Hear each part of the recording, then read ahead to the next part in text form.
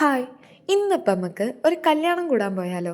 ഞങ്ങളെല്ലാവരും കൂടെ ഇന്ന് ഒരുങ്ങിക്കെട്ടി സുന്ദരിമാരായിട്ട് പോകുന്നത് ഞങ്ങളെ ബാച്ചിലെ ഫർസാനേൻ്റെ കല്യാണം കൂടാനാണ്. ഇതിന് മുന്നേയും ഞങ്ങളെ ബാച്ചിൽ കുറേ കല്യാണങ്ങളൊക്കെ നടന്നിട്ടുണ്ടെങ്കിലും ഈ കല്യാണത്തിനാട്ടോ ഞങ്ങൾക്ക് എല്ലാവർക്കും കൂടെ ഒരുമിച്ച് പോകാൻ പറ്റിയ അങ്ങോട്ട് ഞങ്ങളെല്ലാവരും കൂടെ ബസ്സിലാണ് പോയത്. 22 ആൾക്കാർ ഒരുമിച്ച് ബസ്സിൽ പോകാന്ന് പറയുന്നത് കുറച്ചടങ്ങാറായെങ്കിലും കുഴപ്പമില്ലാണ്ട് ഞങ്ങൾ മാനേജ് ചെയ്ത്.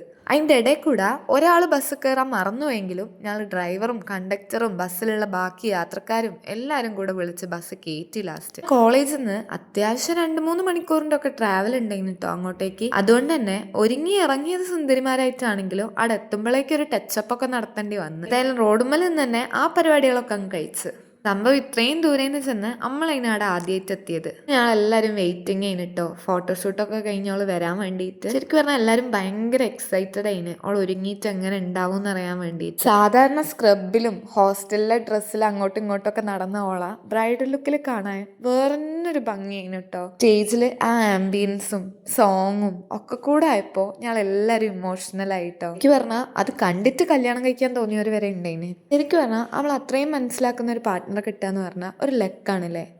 അതൊരു അറേഞ്ച് മാരേജിൽ കൂടെ ആകുമ്പോൾ അത്രയും ബ്ലെസ്സിങ്സ് ഉള്ളവർക്കേ കിട്ടും. ഇവരെ കണ്ടപ്പോൾ മാച്ച് മെയ്ഡ് ഇൻ ഹെവൻ എന്നൊക്കെ പറയും പോലെയാണ് കേട്ടോ എനിക്ക് തോന്നിയത്. അങ്ങനെ ഞങ്ങൾ ഫ്രണ്ടിൽ തന്നെ ഇരുന്ന് കുറച്ച് കഥയൊക്കെ പറഞ്ഞ് ഫുഡൊക്കെ കഴിച്ച് തിരിച്ചു പോരാൻ തുടങ്ങി. തിരിച്ച് ഞങ്ങൾ 2 വണ്ടിയിലായിട്ടാണ് കേട്ടോ വന്നത്. ഇന്നത്തേക്ക് അപ്പം അത്രേ ഉള്ളൂ. അപ്പോൾ ഓക്കെ, ബായ്.